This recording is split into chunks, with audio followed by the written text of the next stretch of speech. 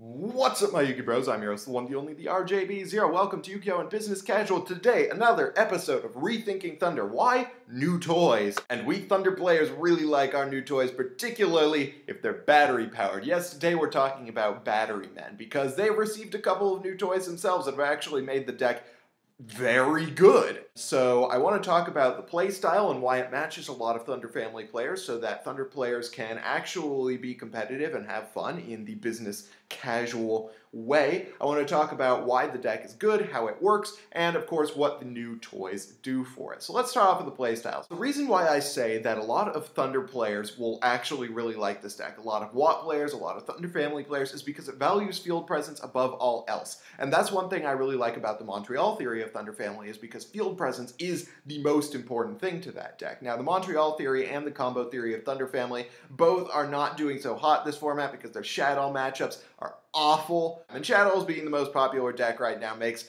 that really tough for the deck to get by. But the Batteryman OTK variant that is out now actually makes that same kind of play style work, in that it allows for a really heavy emphasis on toolboxing your deck and putting down field presence. It's very similar to Montreal theory of Thunder family without having to go to the extra deck. And the reason why it doesn't have to go to the extra deck is A, because it's made out of beaters, basically, and B, because its monsters have very extra deck-like effects. And what I mean is a lot of extra deck monsters, you do things like removal, searching.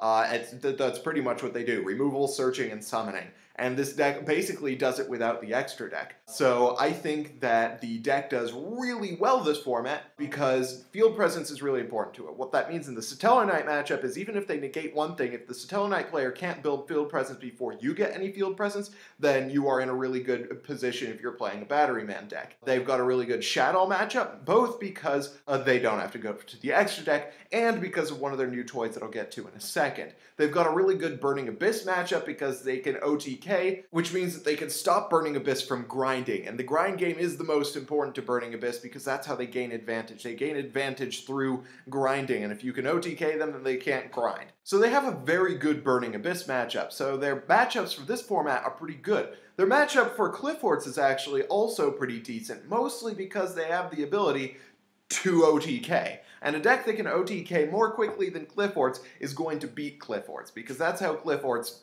win, basically. And especially if Vanity's Emptiness gets hit, all you really have to worry about are a couple of Floodgate cards, like Skill Drain, maybe the one Emptiness. Batteryman is actually going to have a pretty decent matchup next format as well. Now, how does it play?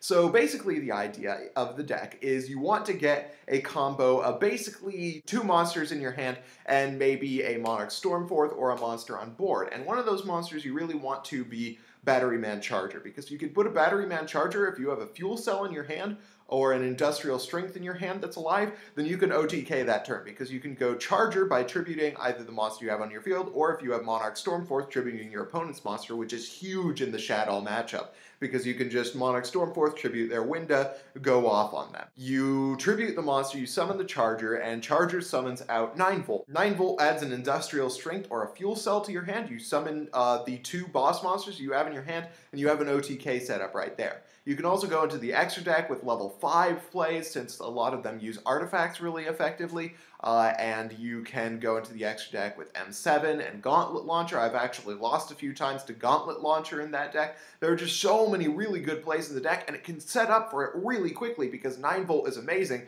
and also because of Microcell. Microcell is a flip effect that allows you to special summon a 9-Volt from your deck and then draw a card once it's destroyed, which is amazing. So it gets you massive pluses and allows you to toolbox your deck like crazy. So Microcell is really, really freaking good. So I think that the Batteryman deck actually stands a really good chance. It's got a pretty decent side deck too, since it can use Soul Drain, and since it has the power to run Shadow Imprisoning Mirror, and a lot of one-for-one removal that can stop your opponent from stopping your OTKs. And if you can stop your opponent from stopping your OTKs, then you've won the game. So that is my thinking on Batteryman this format. I'm actually excited to try it. I'm going to Dice Age today, and I'm going to try to pick up the deck while I am there.